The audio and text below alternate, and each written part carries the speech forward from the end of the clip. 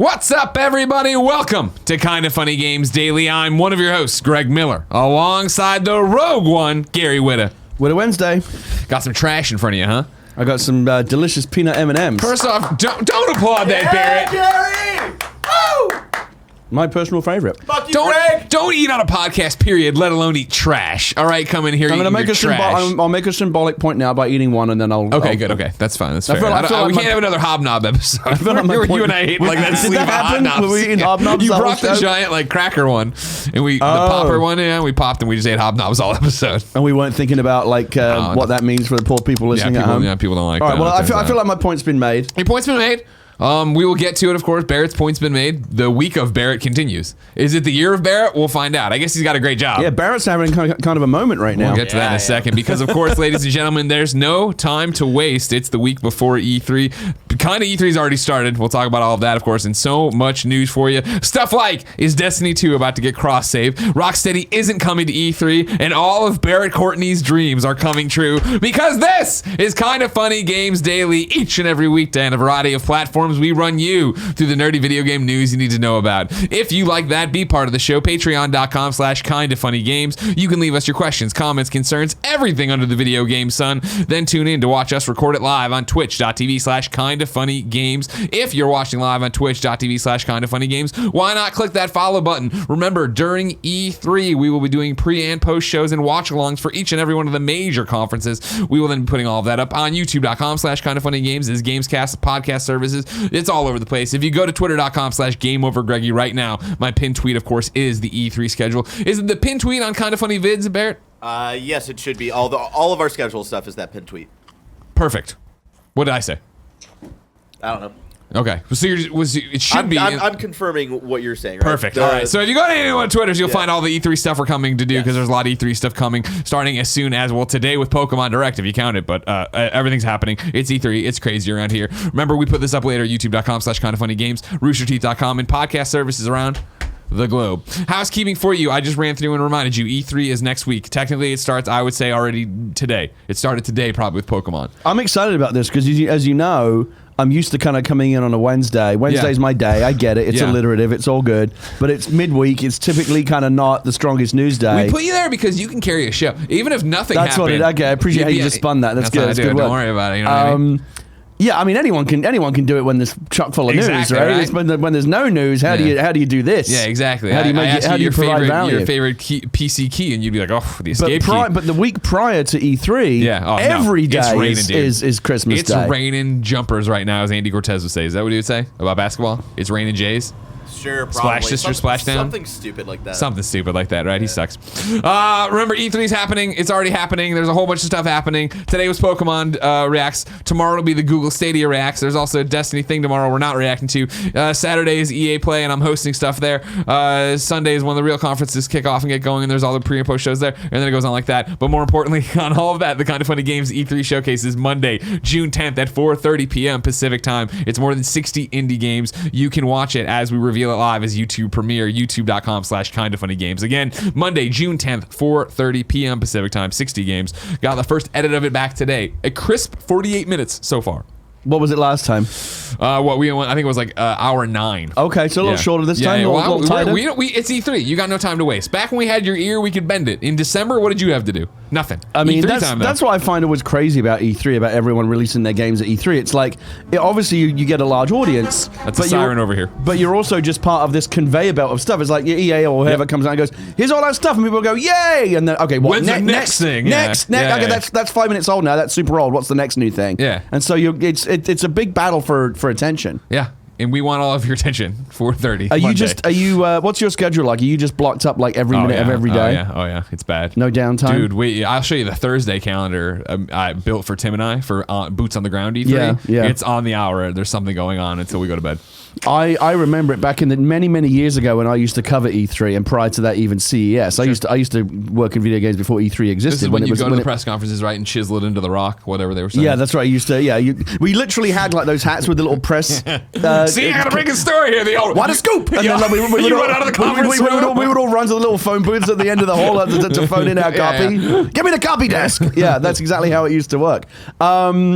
And I remember vividly having those schedules of like 9:30, 10, 10:30, and oftentimes it would be a race just to get out of the meeting, and then your next thing's like in another hall. It's like racing across the airport to get your flight. It's fun. For every single, I don't miss it at all. Dude, it's fun. You still thrive on it. I love it. I love E3, dude. There's nothing like it. Running around, you're exhausted. It's not. I mean, I can never complain because it's never as bad as it was when we worked at IGN, right? Where it was like, 7 days in a row down there doing it all, running around, doing all that stuff. Yeah. Whereas now, we have the luxury of reacting to everything here, then going down for 2 days. It's so much easier. Right. Anyways, though. Housekeeping. Thank you to our Patreon producers, Daniel Massey, Blackjack, Colton Yoder, and Mohammed. Today we're brought to you by Hims and Omaha Steaks, but I'll tell you about that later. For now, let's begin the show with what is and forever will be the Roper Report. Time for some news. 6 items on the Roper Report. A baker's dozen. I'm very proud of you, Barrett, and I'm very excited to get to your news story, but we have a few more before then, all right? Number 1 is breaking right now from Jason over at Kotaku, as always. He is saying that Destiny 2 is coming to Stadia and getting cross-save. You'll soon be able to transfer your Destiny 2 progress between multiple platforms, Xbox, PC, and the streaming service Google Stadia, on which the popular looter shooter will launch this fall. PlayStation 4 remains up in the air. Right now, switching from console to PC for Destiny 2 means starting from scratch, and there's nowhere to transfer your characters or progress. But this morning, data miners discovered an image with cross-save on it, getting fans' hopes up that Destiny's online shooter will allow players to move characters across platforms soon. It's true, and it will be announced tomorrow during a Bungie live stream at 1 p.m. Eastern. We've heard all this from 4 people familiar with Bungie's plan, 2 of whom confirmed that Bungie will announce cross-save tomorrow during its Destiny 2 live stream. Those 2 also said the company wasn't sure whether PlayStation 4 would be a part of it. Parentheses, Sony didn't immediately respond to a request for comment. Google Stadia will definitely be part of this, though. What we've heard from 5 sources, a combination of plugged-in tipsters and developers, is that Destiny 2 will be one of the big games available on Google's new streaming platform. We also expect Ghost Recon Breakpoint and a few other big games to get announced for Stadia. Of course, back to Greg here, the Destiny live stream tomorrow. Before that is the Google Stadia stream in the morning as well. Jason goes on in his article, of course, which you should all check out at Kotaku and give him love on Twitter. He goes on in his article to say that the idea, what he's hearing is it'll be at both. So it'll be part of Google Stadia. Hey, guess what? We're bringing Destiny 2 there. Maybe they talk about, he didn't go into this. Maybe they talk about the cross save there, and then on top of that, talk about it during the Destiny thing. The Destiny stream, a big coming out party for Bungie because this is their first time. Hey, we own everything, lock, stock, and barrel. We are the developers and we are the publishers. Activision's out of the picture. Right. Even Jason, I saw some of Jason's tweets this morning. Jason has historically been a bit of a Google Stadia skeptic. Yeah. And and has been talking about you don't really own the games and they can get yanked from. He you was at the one. any time. I think he was one of the tweets I saw that blew up right over the weekend when YouTube servers were down or whatever. Google servers and he was down. saying, "I can't wait until I play all my games this way." And I got into it a little bit because I'm not quite as cynical about that as he is. But even Jason, who is a skeptic, admitted that something like this would be great. Let's say that you're a player, and this is the kind of the case study that he mentioned. Let's say that you play on Xbox or you play on PC or whatever. PlayStation, again, we don't know. But you go on a business trip or whatever, and you've got your MacBook with you. You don't have like your big heavy gaming rig, but you've got your MacBook Air or whatever. Yeah. If you've got a good connection, plug it into Google Stadia, pick up your progress right there. Do the cross save thing. Yeah. Do a couple of raids or whatever, go back home, all that stuff's copied back over onto your Xbox and on you go. If it works as advertised, that's going to be pretty great. 100%. One of the things Jason was calling out, right, is I've been very skeptical of Google Stadia. This is from Jason's Twitter.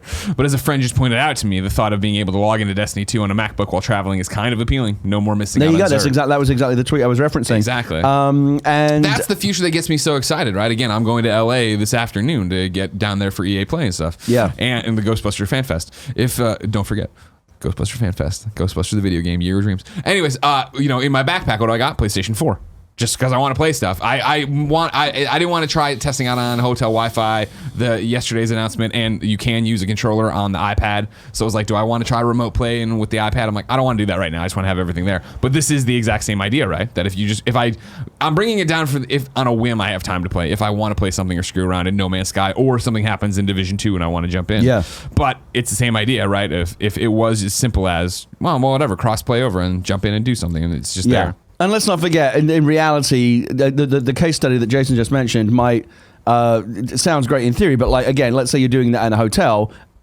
hotel Wi-Fi is going to be as problematic as it's ever been. It's the big question. So who knows how well that's going to work. Do you know I lived the dream when I went down and Tim and I went to the Florida thing for Full Sail? Yeah. Lived the dream finally of I brought the PlayStation, of course. Wanted to play some Division. Hotel Wi-Fi. You brought that little portable monitor thing? I didn't bring the you? monitor. Okay. The monitor's like, hey, am I going to have downtime on a set? Or I'm just going to be sitting around. Usually at a hotel, you can get in the back of your TV. Yeah. But I was sitting there. I got logged onto the hotel Wi-Fi. Garbage. Saw they had the Ethernet port in the wall. Yep. Plugged it in. Didn't work. Called the front desk. Like, we'll send a technician. I'm like, this technician's not going to know what I want. He came in. He's like, oh, yeah, I'll turn this on for you. Went down, turned it on. I was getting blazing speeds. I was like, oh, my God. Like that. What a dream. What a dream. That's fantastic. Exactly. You are living the dream. Exactly. So PlayStation 4... the most, aside from PC, of course, Greg, the most popular format. Sure. It's kind of annoying that PlayStation 4, which is the most popular console right now, are remaining as kind of the kind of we don't want to play with the rest of you guys. It's the rumor. Everyone else is in. Xbox is in. PC is in. Google's in. Come join the party. This isn't Sony. the official announcement. Tomorrow, they either will be a part of it. PlayStation will be a part of it by the time this goes to press, or by the time this launches, they will be a part of it. They do not need another Fortnite. They do not need to stand away. I think at the very least they need. It is a great. As you know, I love cross save. It's something I'm really hoping they bring to the Division 2 so that I can come across and play with you guys and play with other friends that otherwise wouldn't have access to. I think for tomorrow's announcement, if their announcement is Google Stadia, PC, Xbox, Sony, right now we just have no news on that. That to me is a fail.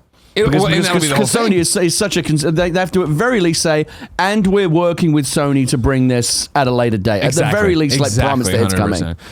It didn't make the Roper report today, but worth bringing into this context, of course, as I scroll and scroll. Here we go.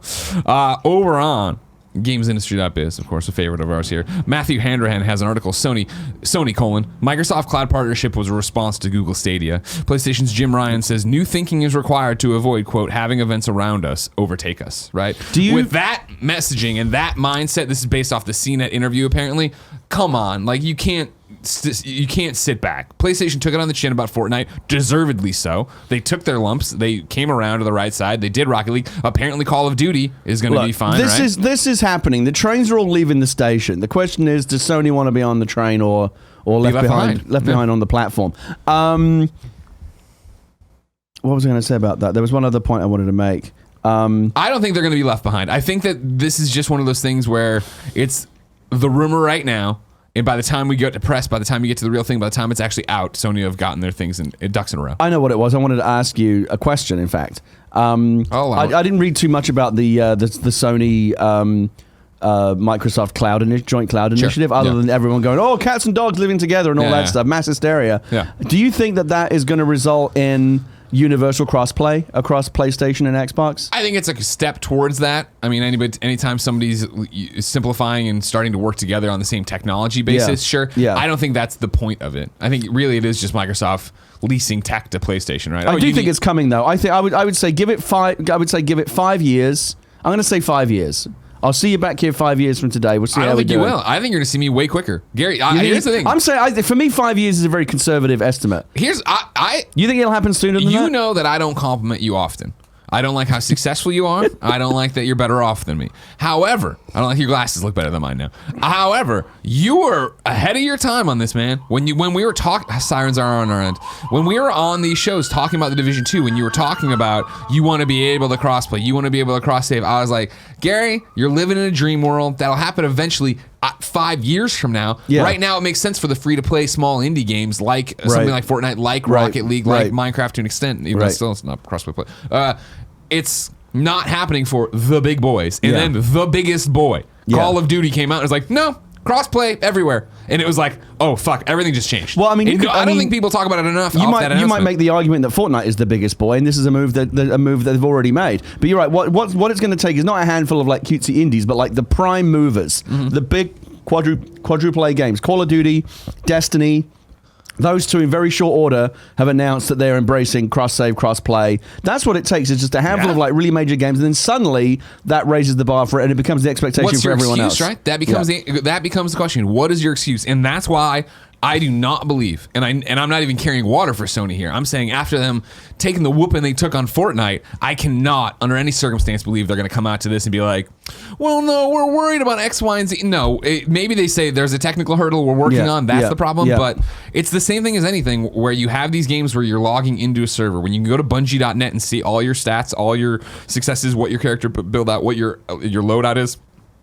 Once you can do that, then that's just zeros and ones that can be applied anywhere, which the cross save makes it so interesting of, oh, cool, I want to play on PC tonight with Gary, whatever. Boop, right. You send it over and it goes, okay, there's the character. It's regenerating you over here. Yeah. So you're quite bullish on this right now. You think sooner rather than later that cross-play, cross-save, all that good stuff will be the norm rather than the exception?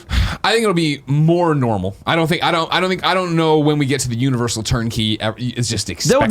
There'll be a tipping point, and I would argue that Call of Duty and Destiny getting on board, that's very tipping pointy. Oh yeah, totally. Well, it's what it is now. You figure is before it was all right in my head. The smaller guys, right? And I'm saying smaller with a wink. Epic, right? Yeah. Fortnite, Rocket League, whatever, right? They're going to go out these smaller games and figure it out, blah, blah, blah. And now it's going the opposite way where now the big guys are coming in and figuring it out. So you figure once all that knowledge and we figure out where the pain points are and what does keep it from happening and why there is a bad translation or whatever, cross-save thing, then it can just trickle down to the middle tier games that don't have that ability. Because it's the same reason of like, hey, I'm making a multiplayer game. It's peer-to-peer. I'm a small indie. I'm a AA studio. I don't have the money to have a server farm, right? You guys need to do it yourself. Right.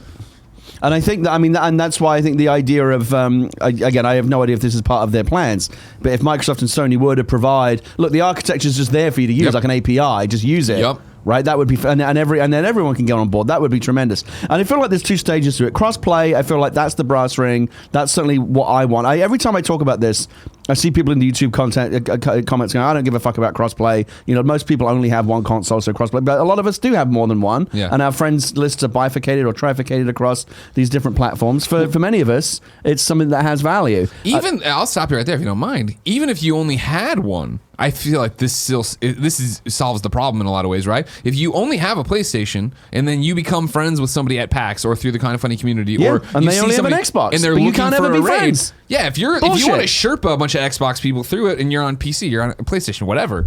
Like, let's say you hit it up with a friend at PAX or wherever. Sure. E3 next week. You meet your gaming soulmate. Sure. Oh my God, you love this wacky game from the. Oh my God, we have all the same tastes. This is so great. Yeah. Let's swap gamer tags. Oh, I'm on PlayStation. I'm on Xbox. Fuck. Friendship ended. You're rivals. You know what I mean? Now you got to hate each other. It's West Side Story. Yeah. It's Romeo and Juliet. Yeah, now you got to start doing this. Exactly. The Jets. It's bullshit. For life, so we got to get past that. I do very much. I'm very bullish about this as well. I do believe in a few years. Let's just say a few years. Okay. In a few years, we'll be looking back on the ages of everyone having these arbitrary walls between platforms. We're gonna see that as very silly and very primitive. And I think we'll get there. I like that there's two stages of this cross-play. I can understand why that's kind of difficult because the network architecture for different games is often very different, and I'm not a network engineer, but I can understand why it might be difficult to have, say, me on my Xbox playing The Division with you on your play. That's not just like flipping a switch. Yeah. They got to go wire in a bunch of back end shit to make that work. But again, I'm not an expert, but cross save, aren't you just porting over a save state? I mean, isn't that all it is? Well, see here, where it gets so fascinating with this is not even. Cross-save is correct, and that's what you're doing, and yada, yada, yada. It's the fact, and correct me if I'm wrong, kindoffunny.com/you're wrong, but for The Division, I know I'm right, that you have no local save data, right? In terms of your profile, obviously, you have like preferences, but but your progress in the game and all that stuff. Bungie is holding on to my thing, so it's not even cross-save, as much as it is just cross-magnification, right? Of putting you on the right track and taking all the information it already has that it catalogs and understands to make the game work and just going, put it into this channel instead of that channel. Right. It seems even easier than cross-save, where if it was like, I want to take the Tomb Raider save and bring it over to my Xbox, that's more difficult. I think we are at a tipping point. I think that when we look back and write the history of this decade in gaming, we'll look at 2019, 2020 as the time that the walled gardens went away and everyone could play with each other. Yeah. And again, I think we'll look back at what we've historically done in console gaming with everyone being separated by these arbitrary platforms as very silly indeed. We'll be in the museum, we'll all be streaming games to our phone, we won't be playing on any consoles anymore. No, that's right. It'll just be like to us. Remember the commercial that PlayStation had years ago for PlayStation 9? Yeah, it was just like this. It was just like this crystal sphere, and it just like beamed the games directly into your brain. We'll get there. We're getting there. Number 2 on the Roper Report. There's no Rocksteady at E3 2019. Barrett, don't cry Barrett. yet. At Sefton Hill. This actually works to Barrett's predictions. At Sefton Hill tweeted last night that he's from Rocksteady. Hi, all. A number of you have asked, so we wanted to let you know up front that at Rocksteady Games won't be showing at E3 this year. We'll be watching as fans, but remaining in London. Hard at work on our next big project. Enjoy the show. I'll be the first to say it. What a piece of shit.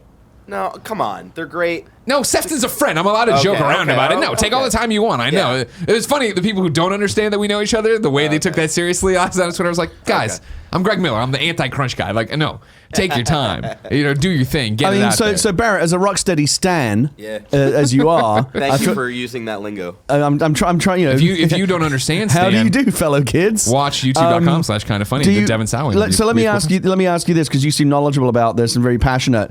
Was there any kind of reasonable expectation that we'd see something from Rocksteady, or was it just fanboy hopes and dreams? I think it's a combination of fanboy hopes and dreams, but it's also we haven't seen anything from them in 4 years, so I feel like it feels like the time is kind of right. Maybe it felt like the time was right, but I'm not surprised by this. I'm not sad by it, because like in my E3 predictions, which you can watch on YouTube.com/kindafunnygames, my prediction was that whatever Rocksteady's going to show was going to be weird and different and whatnot. Of course, I'm getting that wrong because they're not going to E3. But this actually plays to my other prediction: is that WB Montreal will be showing a Batman Court of Owls Arkham game. And that's where I want to bring in the Dead Man 97, aka Alex, who wrote into patreon.com/kindafunnygames. Hey guys, happy Whitta Wednesday. With the disappointing news that Rocksteady's new game not being shown at E3 this year, do you think we'll be getting any type of DC game anytime soon? I'm sure DC has been seeing the success of Marvel's Spider-Man and the hype surrounding Square's Avengers game. Surely they want to be a part of it sooner rather than later. Other than a Batman or Superman game, what DC think will happen next? So we talked about this at length, right, on the Gamescast predictions, youtube.com/kindafunnygames right now, or podcast services around the globe. The running theory, right, is that Rocksteady is probably Suicide Squad, right, or Justice League, like DC related. The rumors. That's what the rumors have been, right? Yeah. And then the other rumor, of course, was that WB Montreal is working on a Batman Arkham Court of Owls game, which has more cemented there seems to have been more leaks and stuff about that than anything else, right? Yes. And so on my official prediction was Rocksteady will finally be there. Now this is now becoming basically they're going to put out another Patapon prediction of it's got to be true. If I keep saying the sun's going to rise, the sun's going to rise eventually, right? This is going to happen. So eventually I'm going to get a point. I'm playing the long game here. It was fanboy hopes and dreams in terms of there had been no news saying, hey, Rocksteady is teasing this or this leaked or whatever. We just know they're working on a game. We know they've been working on it a while. But then when Barrett brought up, I think the Court of Owls theme seems to be getting leaked more and more closer to that. And I was like, fuck, that's actually a way better prediction. And it actually makes more sense, right? Stick with me, because hey, WB Montreal put out this Batman game here at the end of the console lifestyle. Hey, Rocksteady, you've waited this long. Just wait and put it out at the new gen consoles, maybe even a launch-ish game. And that's exactly what they did for Origins and Arkham Knight. Origins was they were marketing that game as hey, Rocksteady's working on their game, which kind of got leaked because of Kevin Conroy and all that confused stuff that happened. But they're like, hey, this is the game to stave off the hunger, so you guys can get another Arkham game, and then Arkham Knight is going to come next gen. And so that's exactly what happened, and I honestly think that they're going to try to do that again. Batman Arkham Court of Owls will be an end of cycle console generation for this generation, and then whatever Rocksteady is putting out will be within the first year of the next gen console. Well, what interested me about what you just said was you said there's a possibility that you think they could be working on something more out of left field. Yeah. Do you think there's any possibility at all that they're just not working on a DC game and it's something completely different? It could be possible. I feel like Rocksteady has enough clout at this point to make something on their own and for people to trust them. But also on the other side, I feel like WB probably sees there is a DC market, so it would be dumb for them to move away from DC. Yeah, so, I can't. There's no way. They're owned by WB. WB is going to have them make a DC game because it's the only fucking. And that's why I think this Batman Arkham game is for Court of Owls. I think it's I don't think they're stupid enough to let go of the Batman Arkham title yet, and to maybe give Montreal that series from here on out. What do you think fans would be most excited about? Justice League?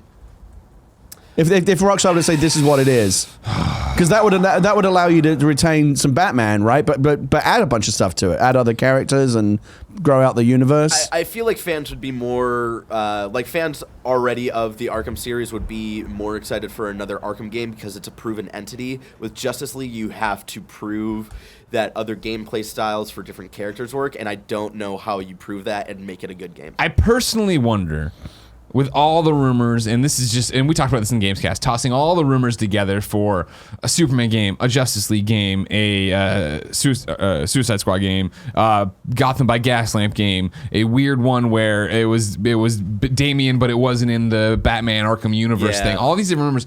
I wonder how much of it, and stick with me, I know this is doom and gloom from the DC fanboy, is how much of it is the reverberations of the actual movie universe just suffering, right, and floundering. Where I think the rumors were that, WB Montreal was working on a Suicide Squad game that then got canned and then got morphed into a Justice League game, and then Rocksteady was doing the Batman thing that didn't happen, and then they picked up the Suicide Squad. So if is it also now we need to get distance from the Suicide Squad movie that people didn't like? Well, Justice League's coming out. Well, shit, no one likes Justice League. It's their own version of it, isn't it? People, I would posit at this point, and maybe I'm wrong, but I think I'm right in saying that there's probably more in the fandom. There's probably greater fondness and affection for the Rocksteady verse than there is for the DCEU. 100%, 100%. Which is why I think it's so easy on paper to fix this. Where it's just they should, when they were we're done with the Arkham games, right? Cool. They should have then moved to doing a Batman Beyond game with that Batman from not calling it Arkham anymore because it's not the Arkham universe. It's still the Arkham universe, but it doesn't matter what you call it. Storyline anymore. Right, where then it's that Batman. It is Kevin Conroy being, to Terry McGinnis, get Will Friedle in there and have it actually be that fucking game. Yeah, I feel like if Rocksteady were to announce, let's say today or they announced, we're doing a Superman game, and that was all they did, a one-word tweet. Yeah. The first thing I would immediately extrapolate from that is that it's probably in the same Batman universe they created, right? Don't you think? Even if you don't see Batman, they would probably reference events from the Arkham games and stuff. I would imagine it's a slightly implied thing. They wouldn't really pull from Batman stuff, but they would imply reference tiny little things from the Batman games, but not make it about. But if let's say they did an AMA and they said, "Is this in the same universe as the Arkham games?" My guess is they would say yes. It's not obvious, but it's not a totally separate universe. Right. Okay. Because that way you obviously down the road I think the big thing, can team them up. The big thing about it would be I think they would I think art style would tell you. Art style. I think that Arkham art style, that bulky dude art style, has such a that's what it is. If Superman came out and he didn't look like that, it'd be like, oh, not these. Well, to be fair, our Knight didn't really have that art style anymore. So. Yeah. Okay. What do you want, Barrett? Let's say I'll give you a genie wish right now for the next Rocksteady game. What is it? I honestly don't have a genie wish for the next Rocksteady game. I believe in whatever they want to do next. What would make you most happy? Again, WB Montreal coming out with Batman Arkham Court of Owls. Okay. And it's a prequel to Arkham Asylum, sequel to Arkham Origins, and it's the Court of Owls storyline. So you don't necessarily need anything. You don't need Superman or Justice League. You're just happy just to continue down the Batman route. Oh, yes. Oh, he loves Batman, yeah. Right. I'm the only one getting screwed over here. Is there how many? I mean, there's 5 Arkham games now. Do you feel like there's 4. still much 4? Yeah. Do you feel like they can continue to add to it? Oh yeah, absolutely. Okay. Court of Owls is a great storyline. Yes. Is that a comic book run? Yeah. Okay, I'm not familiar with that. Snyder. It's the New 52, the beginning of the New 52 run. It's legit one of the best Batman story arcs ever. Oh, cool. I'm gonna have to pick up a trade. Oh yeah. All right. Number 3, Barrett Courtney. SpongeBob SquarePants Battle for Bikini Bottom.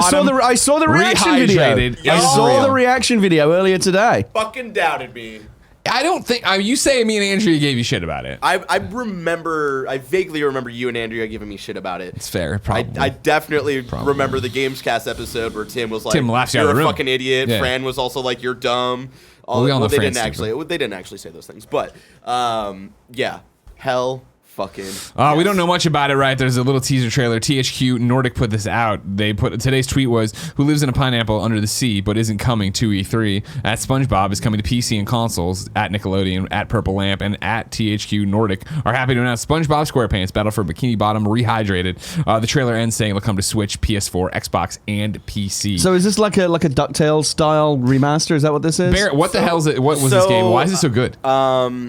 Battle for Bikini Bottom. This is a remaster of a previous game. Yes, so this is a PS2 game that was a licensed THQ 3D platformer, SpongeBob, and it was like, you know, when I thought back on it, like growing up, I always thought like, oh, was I looking at it with rose-tinted glasses? And I played it actually like a couple of years ago. My friend had a GameCube, and I was like, no, this is very much a Simpsons hit and run situation where this was actually a really fun game.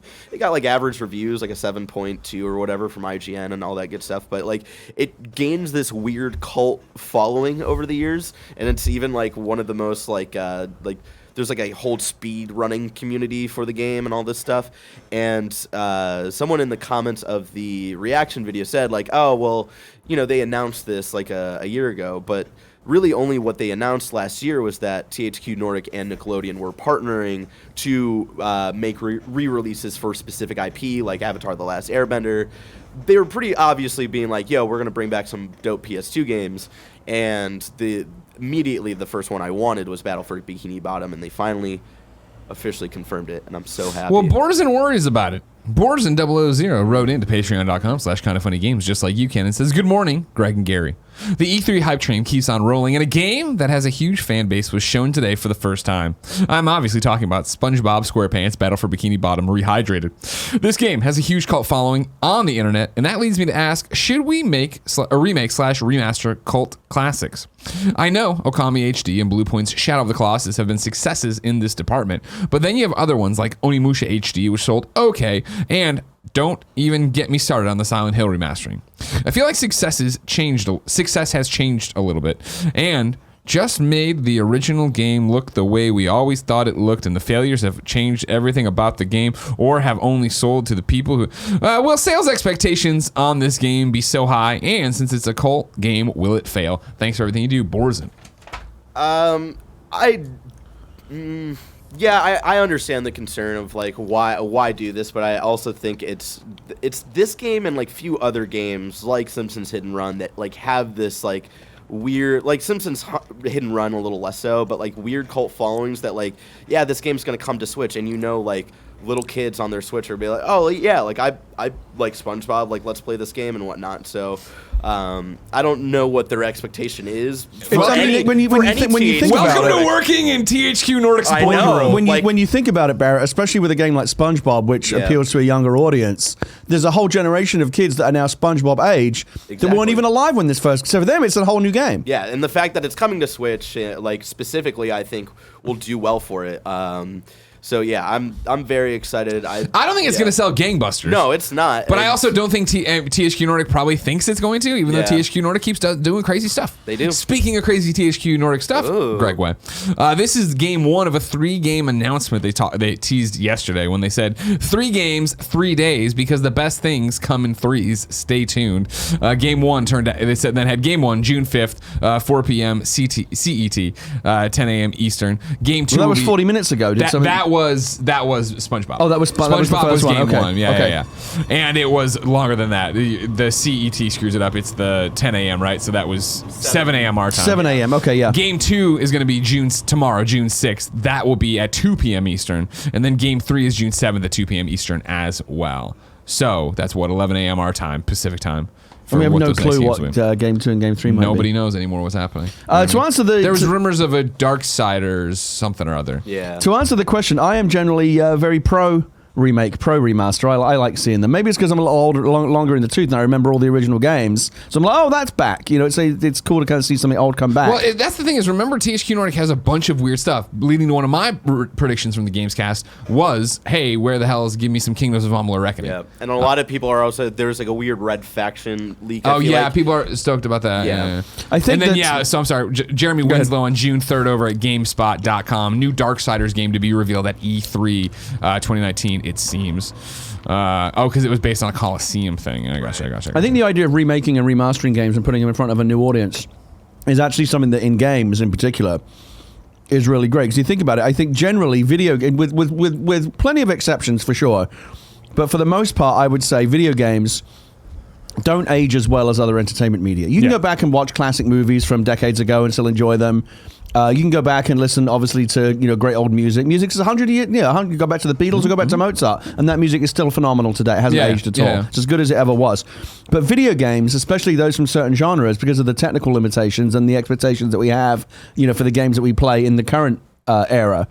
Like for me, the PlayStation 1 and N64 genre era, that's a dead era. For me, for the most part, you cannot go back and play those games because they're just fucking an unholy mess by today's standards. 100%. But let's say, for example, if you took, I'm trying to think like a really popular N64, okay, GoldenEye.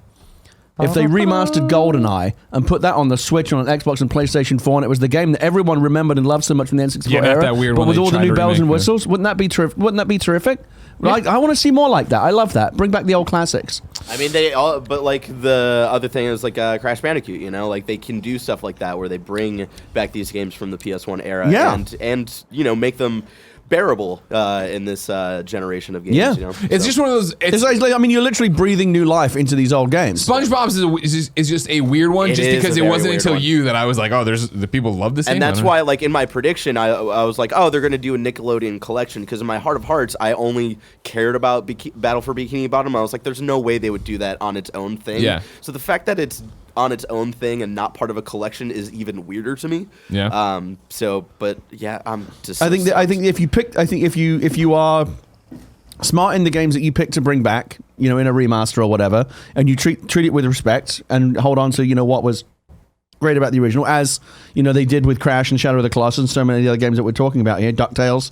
Only good can come of it, and I think it's a great opportunity for games to find new audiences, because a lot, again, there are kids playing games today that weren't even born when the N64 and the PlayStation 1 was a thing, and so then they'll never play those games because they won't go back and play games that look like fucking, frankly, like abstract art that fell into a toilet when you look at like a PlayStation 1 it's so or weird, an N64 right? Because game. NES, SNES, those eras, those games hold up. Those you play hold those up, and they're great. but there was that. Then you jump to N64, PS1. It was that 2D to 3D transition genre. But those games are they hurt me to look at now. Yeah, they look so awful. Yeah. But there's a core of the GoldenEye. There was a great game in there, and at the time it was as good as games looked. So we didn't think any different about it. Yeah. But now I go back and look at it. Gee, I'd love to play GoldenEye again, but I just can't look at those shitty graphics. There's a version on the Wii. There's a fix for that. The last thought I have. Before I just want to get this off my plate before I forget about it. Yeah. Nano Biologist linked me over to The Geek website where an article is posted saying that the other THQ games are going to be Darksiders Genesis and Destroy All Humans. Ooh, okay. Destroy All Humans. That's a good one. Was that the one where you were like the little alien running around? Yeah. Okay. And there's a lot of cows. Yeah. At least Destroy All Humans 2 was a really fun game. The first one was like a proof of concept. The last thing I'll say is I am bummed that it's not. I forget which developer they said was working on the remaster, but Heavy Irons, who's the original developer of this game, who was under THQ and then became independent once THQ collapsed, have talked about for years wanting to like do a remaster for this game. So like I am bummed of like THQ Nordic didn't like I don't know, like they might have been in talks, like who knows, but I do know that that team really wanted to like help bring this game back. So that's my last thought. Well then, we'll see what happens and if more of your dreams come true. Barrett, you're going to have to tell us if your dreams came true with number 4 on the Roper Report, Pokemon Sword and Shield Direct today. Of course, there's a Pokemon Sword and Shield Direct Reacts right now, youtube.com/kindafunnygames. It is Barrett Courtney. It is Tim Gettys and Tim Gettys' weird weeping eye. Yeah. Did we ever get to the bottom of why his eye looks like that and why it's crying? My guess is him taking out his contacts or something like messed him up. I don't know why. Is it conjunctivitis? Do I have to worry about the old pink eye? Probably. Damn it. I just rubbed my eye, I think. Damn it. Fuck. It's too late, Greg. Adam Bakehurst at IGN laid out these bullet points as a big deal.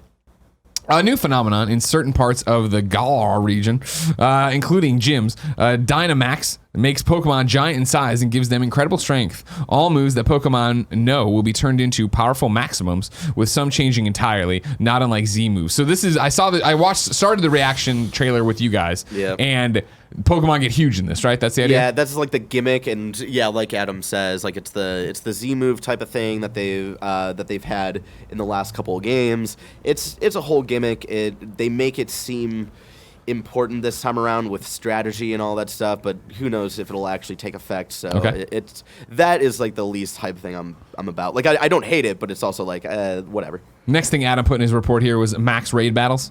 4 Pokemon trainers can team up to fight and capture wild Dynamax Pokemon, these are the big ones, who will stay in Dynamax form for the entire battle and have special powers to make more formidable opponents. Max raid battles can be joined via local wireless or online, but online battles, you need the Nintendo Online subscription. Where do we come down on the max raid battles, Barrett? I think this is super cool. I think this is a cool way to integrate more multiplayer stuff into Pokemon. Like, we've seen it very minimal, I feel like, in the last couple of years, just with like the end game, like battling other people. Yeah. So I think this is a cool integration of Pokemon Go stuff into this game, of not one for one of like having all this stuff cross over, but like being able to raid with friends and do that kind of stuff is a really cool concept. I'm excited to see like how it plays out. Again, like all of this stuff we'll have to really like obviously get your hands on, get deep into it. But like, you know what this feels almost. Cool. I'm certainly no Pokemon expert, but you know what this almost feels like a step towards, which I would actually be quite exciting about, is Pokemon. A version of Pokemon down the road that almost feels like a Monster Hunter world, almost like a game, like a Destiny live service, kind of epic Pokemon world where you can go out and team up and do raids and bring team up to capture legendary Pokemon and stuff. That'd be great. Yeah, I mean, come back to your your home base. That's what and there's people like a hub want, world but and it stuff. just seems like it's slowly going. Well, that Nintendo's way. not really the company to lead that charge because they've always been slow with Game online. While there appear to still be random battles with Pokemon in tall grass, there will be Pokemon also roaming and living in the world. Yes. So this is like so I can see what Pokemon I'm after? Yeah, it's like a weird combination of Pokemon Let's Go, Pikachu, and Eevee, and the recent Pokemon games. So I think this is like a cool half step to like what Tim and myself wanted of seeing Pokemon naturally in the world. And again, like they kind of showed Pokemon like randomly generating and all that stuff depending on like weather patterns and what area you're in the world. So we'll see how that all takes effect, but it is like a cool like half step to where we want to go. Okay. And then the final bullet point I pulled from Adam's piece, a place where you can find the widest variety of Pokemon in the Galar region. This is wild areas, a place where you can find the widest variety of Pokemon in the Galar region. The wild area stretches between cities and will be home to different Pokemon depending on where you are and what the weather is. Trainers, for the first time, will also have full control of the camera in wild areas. Yeah, so this is exciting because a lot of people have been frustrated with Pokemon cameras. The fixed camera? Yeah, the fixed cameras for so long. So this, again, is like a cool half step. It seems, the way they explain it, and I'm going to get really nerdy on your ass right now. Please do. Wild area seemed at first like it was just going to be like a cooler safari zone, which was like its own segmented area, at least in the early Pokemon games, where you just go out and catch wild Pokemon, but it was always in a specific section of the game.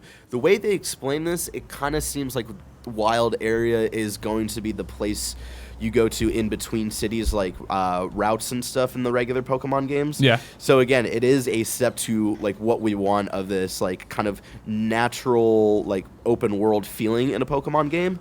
And so yeah, like the last 3 bullet points are all things that I'm like, oh, we're getting there. And we were saying this. You can see our kind of full like live reactions on youtube.com/kindoffunnygames. But one of the things I said was this is a weird in-between of what a Pokemon 3DS game is and what a Pokemon Switch game could and should be. Yeah. So I feel like it's not this iteration, but maybe next generation, maybe next iteration of Pokemon we get there, and that's what makes me very excited. So where did what was the reaction from you and Tim encapsulated it all? Was you happy with this? I was excited about it. Tim was a little like he was excited, but what it was expected. It was like kind of what was expected from Pokemon the last couple of years. So they didn't quite get to things that he exactly wanted. Like he was saying, this every step forward or 2 steps forward forward, there's always like a step and a half back. Yeah. Which I don't disagree with him on, but I'm still really excited. It's one of my most anticipated games this year. So Okay. Nano Biologist wrote in to patreon.com/kindoffunnygames, of course, seeing the future and knowing Gary and I would have nothing to say about this, and says, Greg and Gary, neither of you are major Pokemon fans. Greg, you only really played Let's Go Pikachu and Eevee, right? And Gary, have you tried any of the games? But after watching the Direct, are you both willing to try the new game? Did it attract you enough to give you a true Pokemon RPG? Did it attract you enough to give a true Pokemon RPG a fighting chance? Well, it's true. I'm not a huge Pokemon fan. I did play. Because you're an Eevee. adult, you know what I mean? You're playing Division 2, right? That's Don't right. leave me hanging. Come on, play up here, grown-up up high. Come on. But I don't make the Pokemon decisions in my house. My daughter does.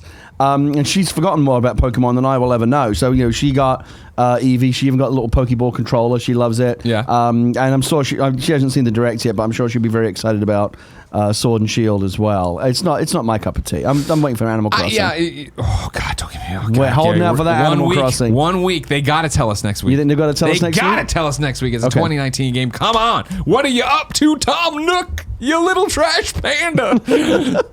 No, yeah. I got into Let's Go for a hot second when Jen was obsessed with it. And then back in the day, I played Pokemon Soul Silver. Is that right? On 3DS? That was the one with the pedometer. Whatever, I had the pedometer. And it's the same thing as always. I play it for a while. I'm like, I'm going to give this a fighting chance. And then I get going and I'm just like, this is the same shit over and over again. I did it back in the 3DS. I can't remember which one it was, but I picked up one of the 3DS games and thought, okay, I should try and make an effort. It's such a big deal. Pokemon's such a big thing. Yeah. I should try and make an effort to understand it and know what it's all about. Couldn't get into it. Yeah, just doesn't click for me. Every generation is just 40 hours of wholesome fun, and the last X and Y and Sun and Moon have been really, really some of my favorite games in the last couple of years. So I'm pumped.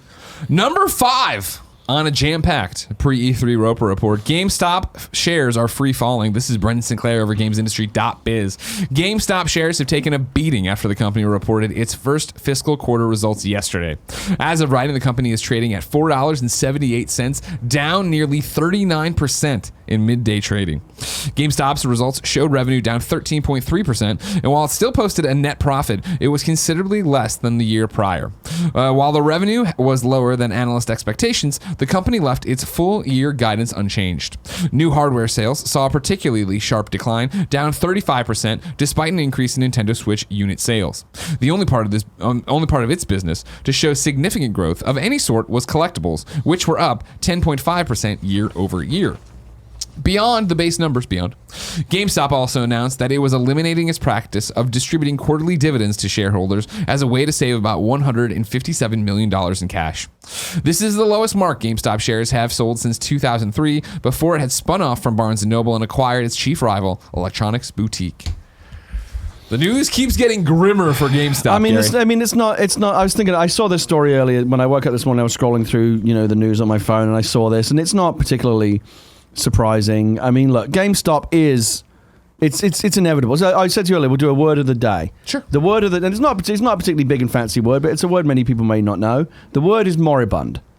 Moribund means dying or about to die. Uh-huh. And I put it to you, Greg Miller, that GameStop is moribund. Oh, okay.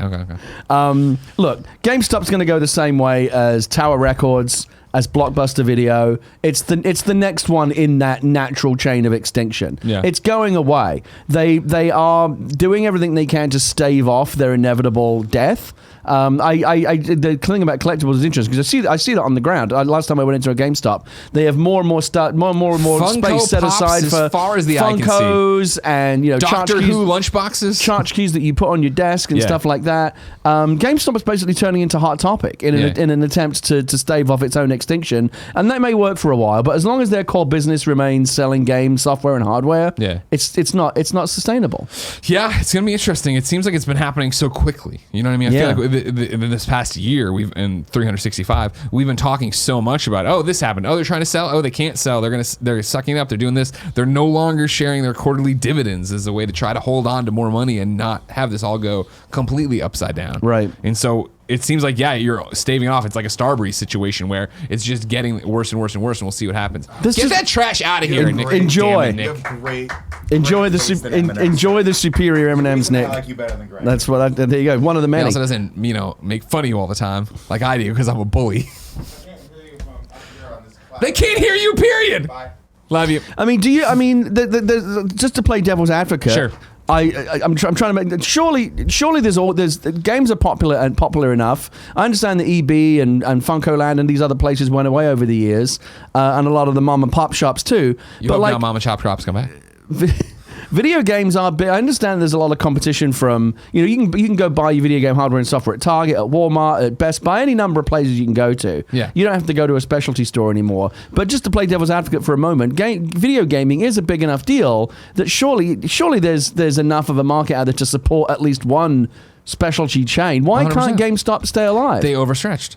That's the long and short of it, right? Like, what does that mean, overstretched? Too many locations or something? I think they're a victim of their own success, right? Where I think you have so many GameStops that then it starts to be that they stop bringing in because people start going digital, and then it's like, oh shit, like we're overextended. We can't cover what we're doing. So they've closed stores, they've drawn back. They're bringing it. It's once the genie's out of the bottle, right? You can't just close stores and be, all right, now we're profitable again. I guess you could bring it down to very few locations, but that doesn't make any sense. Like eventually you get so big and you get so stretched out that the cost of operating the business is so much that when it starts to fall, there's no way to make it up, I don't think. And that's why you're bringing in the collectibles and the Funko Pops and all this stuff. But that is, I don't mind being a looky-loo when we go to the mall or whatever to get some Wild Wings and we walk through. I walk through and I'm like, oh, I didn't see this pop, and no, I didn't do that. I don't usually buy any of that. I think the last thing I bought at a GameStop was a toy for Portillo, right? Like, right. And you're on to the next thing. Like, so it seems to me there's two things that can happen. The idea of GameStop ever.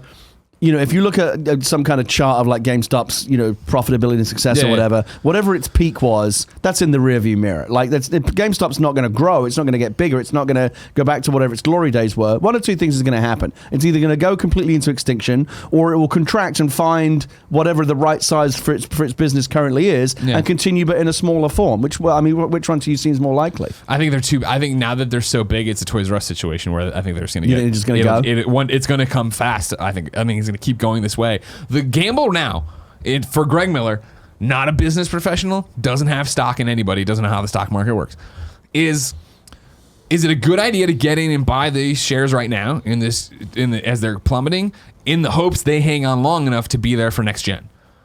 Because they're talking about new hardware sales being down and that being a huge problem for them, right? Well, again, if GameStop can limp on to getting to PlayStation 5, Xbox 2, whatever. I mean, I don't know. Is there anything to back that up? If you were to put a chart of like GameStop's financials up against a chart of like the next gen cycles, when a new gen comes, I imagine you would, but do you see like GameStop business uptick when there's new hardware cycle? I don't have those charts available in myself. I mean, it seems logical that you'd see at least like a little bump, but maybe not enough to save the business.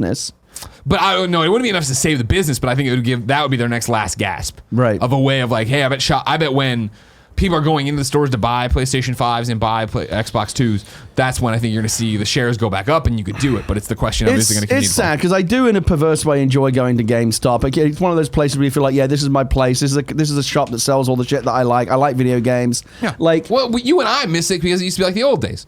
Where I remember before, I know that GameStop is a chain, but when it was FuncoLand and I would go in on lunch breaks at Walmart or when I was there with my friends and just talk about video games with the clerk and just for hours. Right, and like he'd be playing something behind the book store. Counter, playing something, challenge you to play in WCW, NWO Revenge on 64. Like, it was a cool way to talk and exchange. Yeah, the same way comic book shops are now, right? Yeah, and I've had good experiences in GameStop. Me too. Generally, I find that the people that work behind the counter at GameStop are pretty knowledgeable. And they're into games. They're not just there to get a paycheck. 100%. I mean, obviously there too, but they're generally people that really like games, who can answer your questions.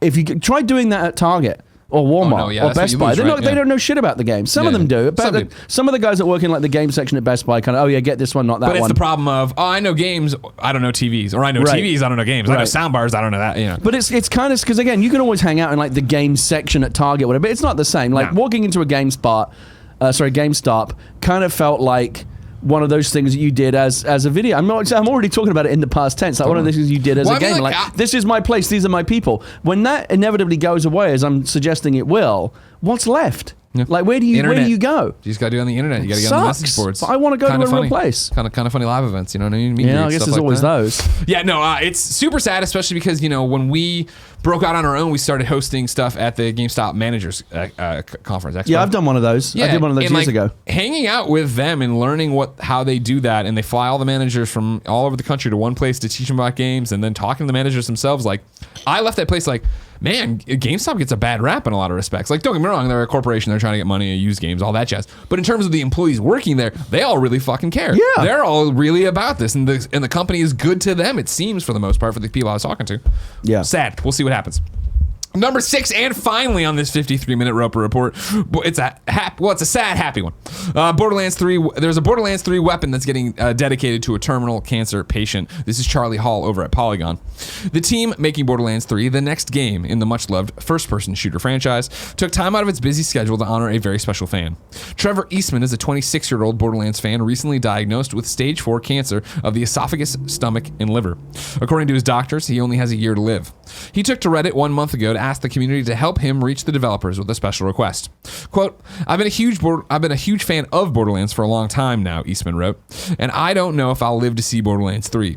If there's any possible way that someone could find a way for me to be able to play it early, I would be forever grateful. The team at Gearbox got the message and invited him up to the studio for some time with a special preview build. Eastman got to experience 4 hours of the game and was able to name a unique item in the game. The weapon, called the Compressing Trevinator, is a unique shotgun manufactured by Maliwan that switches between cryo and fire type damage. Excuse me. Bless you. It also contains a bit of descriptive text stating in red letters, Trevor's gonna get you. The weapon will be available in the game when it launches on September 13th. I mean, it's tragic, but I always have mixed feelings when I read these stories because you obviously feel terribly for the person involved. But it's sweet when people do. It costs them nothing. It's just a nice thing to do. Sure. I thumbs up. Exactly. It's one of those cool things of, again, the people behind the games getting to connect with people who play the games, right, and have meant so much to them and try and help each other out through, obviously, Borderlands as they try to get this game done. One of the very strange things about working at Lucasfilm for the time that I did was that I would get emails quite frequently from people saying, I have cancer, I'm dying, I have cancer, or someone I know, can you please, through your Lucasfilm connections, arrange for them to see the new Star Wars movie early? Because it's a thing that you see, like pretty much every Star Wars movie that happens now, there's some kind of story about how they brought in someone who might not otherwise live to see it, of course, to see it early. They made so we would actually get we would actually get requests for that all the time. Yeah. And it's so common that they have a special process within. They would tell us, if you get those emails, like, don't reply to them directly, but like, send them to this person. There's a whole system through which we facilitate that stuff because it's like, it's a thing now. Yeah. And, again, it's terrible, but I like the fact that people like Lucasfilm and Gearbox and companies like that are, they try to do what they can. Yeah, try to do the right thing. Yeah. When I worked at IGN, actually, and I would review video games, a lot of people there wished I'd get cancer in the comments, and I did. No, they must have been thrilled. They got their wish, just like Barrett. Ladies and gentlemen, let me tell you about our sponsors. Gary, I'm excited for my dad to send me steaks the next time he wants to send me steaks. But my birthday's still so far away. If I wanted something more immediate, like say what was coming to the mom and grop shops, where would I go? The official list of upcoming software across each and every platform as listed by the Kinda Funny Games Daily Show hosts. That's us each and every weekday. Yeah. As Divine Dios comes to Xbox One and PC, my apologies. Just Sleep, Meditate, Focus, and Relax comes to PC. Suck it, Pokemon Sleep. You've been beat to the punch. Cardlings, PC and Mac, and then Void Run on PC. New dates for you. Battlefield 5 is getting DLC. It reads like this. World War II rages on this year with 4 new maps as DICE announced Chapter 4, Defying the Odds, starting June 27th. Then, a rather large news story here that would have been in the Roper Report but got bumped down here. Rocket League's announced Radical Summer. Radical Summer is a brand new 80s themed in-game event for Rocket League. Beginning June 10th, Radical Summer takes place over 9 weeks and celebrates iconic movies, television, and culture from the 1980s through the addition of limited time game modes, new items, and 2 premium DLC car packs, Ghostbusters and Knight Rider. The event will roll out in 3 celebrations with new content available during each phase. Like past in-game events, players can earn cassettes by playing online matches that are then redeemed for various items from beloved 80s franchises. So yeah, 80s Blockbusters is June 10th to the July 1st. It's got the Ecto 1 car pack in it. It's also the pack also includes the Ecto 1 battle car, Ecto 1 wheels, Proton packed boost, Slimer topper, Ghostbusters player panel, Ghostbusters avatar border, and the Stay Puft Goal Explosion, all for $1.99 or the regional equivalent. The first limited time game mode for Radical Summer is Ghost Hunt.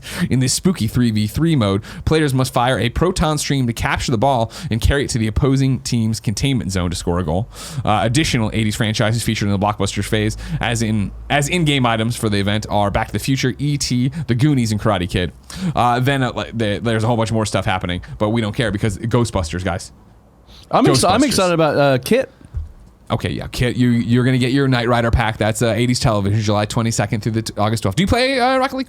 I played it a little bit, mate. I mean, I like the idea of this 80s pack. It's very much my wheelhouse, and maybe 100%. I'll give it a try. Dude, let's do it together. Ghostbusters versus Kit? Yeah. Well, together. Right. We'll play together. Okay. But I have it on PlayStation, so we can play. I'm 100% in, because, like, for real, I've always heard Rocket League's a very attainable platinum. You seem to play it, and I always liked Rocket League when it launched. I was just bad at it, and so now I was never any good at it. They got Ecto 1 in there? Let's go. You and me play it. We'll get some best friends to play. 2v2. We'll do it. Done. In. That's right. We need 2 of you cowards to come play Gary and I on PlayStation. I know later down the road, they've got Voltron, WWE. Dude, it's a really cool 80s event. wrestlers, that'd be fantastic. Yeah, WWE 80s wrestlers. There's beach ball modes. There's spiked rush mode. There's all sorts of stuff happening here. You can go to Rocket League to find all about it. Oh, that's right. I knew I had a GameStop question. I put it over here. I think we answered it on our own, which means, ladies and gentlemen, it's time to squad up. This is where one of you writes in to patreon.com/kindafunnygames. You give me your name, username, platform of choice, and why you need help in a game. I read it here. The best friends come and find you, and everybody plays games together. Today, Dapper Steve with a PH needs help at Indy PopCon. That's right, a real IRL event. He wants to hang out with you. Hello there, Greg and Gary. I'm looking for some fellow best friends out there to hang out and talk games over a classic game of hacky sack at the Indy PopCon in Indianapolis, Indiana this weekend. For anyone unaware of what PopCon is, it's a 3-day convention that covers everything from Star Wars to Star Trek, Game of Thrones to Doctor Who, and everything in between. One of the things I enjoy most about this convention is the support for indie game developers. There is an area in the main hall dedicated to just them. I'll be there all 3 days, but I'm hoping Saturday, June 8th, around 6 p.m. Eastern, for about an hour or so, we could start up a game of hacky sack and talk about all the exciting E3 stuff coming up. Don't worry if you've never played hacky sack or are not very good, because hacky sack is really just about standing in a circle, talking and hanging out while having something else to focus on and take out any of the awkward silence. If the weather is nice out, you can find us just north of the main entrance on South Capitol Avenue. If it's raining, we'll probably be somewhere inside next to the escalator on the north end of the building by West Maryland Street. Talk about back to the 80s. Hacky sack. I didn't know anyone still did that. That's awesome. If you want to meet Dapper Steven with a PH at Indy PopCon, go play some hacky sack with them. I hope that works out. Nothing would make me happier than after this weekend he posts a bunch of pictures of him playing hacky sack with some best friends. I want boomerangs and photos to me and Gary on the Saturday if you're out there playing hacky sack together. Gary, we asked people watching live on twitch.tv/kindafunnygames to go to kindafunny.com/you're wrong and tell us what we screw up as we screw it up so we can set the record straight for everybody watching later on youtube.com/kindafunnygames and podcast services. Giant Robot Gaming says iPad OS with DualShock 4 support is not available to the general public until fall. I strongly suggest against installing the developer builds of both iOS 13 and iPad OS, blah, blah, blah. Thank you. The confusion continues. I'm sure you covered this the other day when it was announced, but I was very glad to see Xbox One and DualShock 4 controller support coming to Apple TV as well, which is great. Exactly. I can actually play those games now. Yeah, your iPhone, your iPad, and that's great. Nano Biologist writes in and says, Barrett, there are actually technically 7 Arkham games with Arkham VR and Arkham Origins Blackgate and Arkham City Lockdown. Fuck off. Whoa! Wow! Cam Konek says, Pokemon has clarified the following on their Twitter. Dynamax can only take place at specific locations, likely raids and gym battles. The encounters aren't random. You see an exclamation point in the grass and go to it, as well as roaming overworld Pokemon encounters. Great. Capitalist Pig says, the GameStop stock. Typically, GameStop stock has a massive bump on or about on any major console release. Okay. Early 2007, late 2013, for example. Yeah, makes sense. So it stands to reason the next generation would give them a shot in the arm. That's it. It's like in a video. It's like in a game or something. Where like you got to get to that next checkpoint, but you're desperately running out of gas. It's like maybe can I get there? Can I get there? And it's like I just get the new generation. We get another. Gets me in business for another year. Gonna be saved for a little bit. Ladies and gentlemen, this has been Kinda Funny Games Daily, and boy howdy was it a good one. If you like it, please subscribe to the YouTube channel, like us on podcast services. If you listen on one or watch on the other, do it to the other. You know what I mean? Go back and forth with it. Maybe consider going to patreon.com/kindafunnygames. Be part of the show. Hang out. Just give us a buck. Say, hey, you're doing a good job. Catch the new video game club about Katana Zero. Is that up yet? It's been up. Okay. Well, I'm just making sure it's up. Yeah. A lot of stuff happening. Sorry. Remember, ladies and gentlemen, I am off to LA to get ready for EA Play on Saturday and Ghostbusters Fan Fest on Saturday. If you're around for either of them or watching live, thank you so much. Remember, then Sunday starts all of the E3 coverage proper, even though I guess technically it starts tomorrow with the Stadia watch along here on twitch.tv/kindafunnygames, later on youtube.com/kindafunnygames. Basically, what I'm saying is it's E3, it's crazy. Get strapped in. When are you leaving? I leave tonight. Okay. Yeah. So who's hosting tomorrow and Friday? Tomorrow it's Tim and Andy. Friday it's Fran in GameSpot's Mike Mahardy. Okay. Yeah. You should come in and heckle them. No, I let them do their business. Okay, fine. Well, you know, just saying. Ladies and gentlemen. Sometimes I go in the chat and I give them some You shit. should come by for the watch-alongs. Just wander For the in. what? The watch-alongs for the E3 press conferences. Oh. Just walk in, drink your LaCroix, be like, nah, I don't like it, leave. Ladies and gentlemen, until next time, it's been our pleasure to serve you.